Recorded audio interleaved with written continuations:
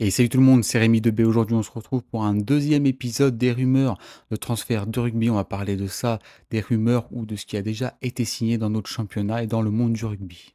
Et on va commencer cet épisode avec Emilien Gaëton. Alors, le centre international français de 21 ans intéresse de nombreux clubs de top 14. Actuellement, à la section paloise, il aurait refusé de prolonger avec Pau et avec son contrat qui se termine en 2026. Donc, le centre pourrait donc quitter le Béarn et rejoindre d'autres cadors du top 14. Et on aurait deux noms qui circuleraient comme le Stade Toulousain qui serait sur ses côtes. Alors, le Stade Toulousain pourrait aussi le prendre pour l'après acquis, qui commence à prendre de l'âge aussi, et c'est quand même un joueur d'avenir, que ce soit en bleu mais aussi en club. On l'a vu ces 2 dernières saisons, il a performé, et il a été aussi meilleur marqueur, quand même de top 14 pendant un moment.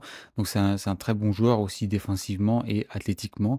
Il intéresse aussi le Stade Rochelais qui se fait quand même, qui signe de très bons noms, comme je l'avais dit dans la dernière vidéo, comme Nignashvili, Hugo Pacom ou encore Nolan Le Garec. On a de très beaux joueurs du côté des Maritimes, du côté de La Rochelle, et cette fois-ci, ils seraient sur les côtes d'Emilien Galuton. Eux aussi, ce sera donc un bras de fer entre les deux clubs de Stade Toulousain et les Rochelais. On verra ce que ça pourra donner. Donnez-moi votre avis sur ce transfert. Je pense que Emilien Gaëton pourrait bien aller avec ces deux clubs, et je pense que ça pourra lui donner encore un boost dans sa carrière, et porté aussi par des bonnes équipes comme ça qui jouent la Champions Cup. Ça peut être que bon pour lui. Pour le moment, je pense qu'on va pas en savoir tout de suite, puisque Emilien Gaëton est avec l'équipe de France de rugby pour la tournée en Nouvelle-Zélande. Donc on verra ça prochainement. On poursuit cet épisode et on reste en top 14 avec le départ d'Owen Farrell. Donc il a rejoint le club l'année dernière du Racing 92, et il va quitter du coup le club et revenir au Saracens en Angleterre. Complètement un flop son transfert, que ce soit financièrement, ils l'ont payé. Ils payent le joueur 1 million d'euros sur la saison, ce qui est juste énorme pour un joueur qui n'a rien fait de la saison, qui a été blessé, qui n'a performé à aucun de ses matchs. Il fait partie de ces joueurs-là, étrangers stars, qui sont venus dans notre championnat et qui n'ont rien fait. On a vu comme Colisi qui est venu l'année précédente et qui est parti au bout d'une année, pareil au Racing, ou des joueurs comme Bigard en fin de carrière à Toulon. Donc ça fait partie de ces joueurs-là qui ont fait un échec en top 14. Donc le départ de Owen Farrell du Racing 92 en direction des Saracens, c'est acté et c'est déjà signé. Et cette fois-ci, on va aller du côté du Stade Toulousain qui, après avoir prêté son joueur Valentin Delpy, le jeune ouvreur de 21 ans, a été prêté déjà juste sur la fin de la saison à Perpignan. D'ailleurs, il a très bien performé là-bas et il a eu notamment beaucoup de temps de jeu pour le jeune joueur. C'est très bien pour lui. Cette fois-ci, il a prolongé avec Toulouse et sera euh, prêté dans la foulée, on va dire, à Colomiers en Pro D2. C'est déjà signé. Donc, ça sera une très bonne recrue pour Colomiers qui a fait une très belle saison aussi en Pro D2, mais ce sera aussi, je pense, un bon bout pour sa carrière, un bon lancement pour sa carrière au jeune Valentin Delpy de jouer en Pro D2, d'avoir du temps de jeu et de pouvoir progresser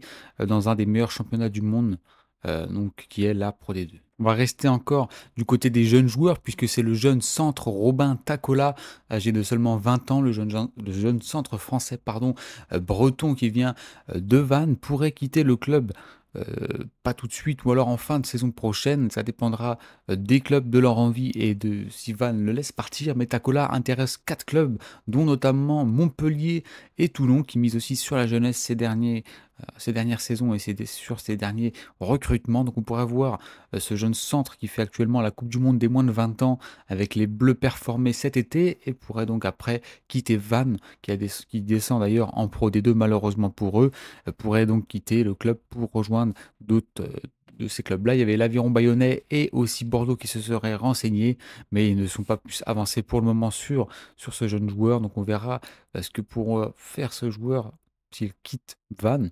On espère pour lui, puisque c'est un joueur plein d'avenir, talentueux, comme on en a plein en France, surtout à ce poste-là. Donc ce sera un choix de carrière à faire et qui pourrait, on va dire, être le mieux, on espère pour lui, qui sera le mieux pour la suite de sa carrière. Et on va finir cette vidéo avec Cameron Wauki.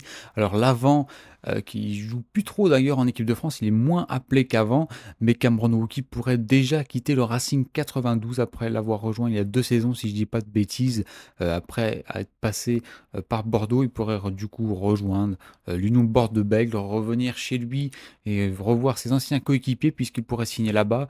Peut-être une envie d'ailleurs, ou peut-être une mauvaise saison avec le Racing qui explique ce départ. En tout cas, le joueur serait intéressé, ce serait pas loin d'être bouclé, peut-être un retour à la maison, hein, du côté de Bordeaux-Bègles. Je pense que si le titre en Champions Cup peut aussi donner l'envie à de grands joueurs de signer dans des clubs comme ça qui gagnent des titres. Donc je pense que Wauquiez a eu cette idée-là, et je pense qu'il a aussi en le viseur la Coupe du Monde 2027 avec les Bleus, retrouver une place au sein des Bleus et peut-être passer par là, revenir au club pour pouvoir grappiller du temps de jeu et avoir son meilleur niveau pour, je pense, retaper dans l'œil, on va dire, de Fabien Galtier. Donc donnez-moi votre avis en commentaire sur ce genre de transfert. Et puis on se dit à la prochaine. Ciao tout le monde.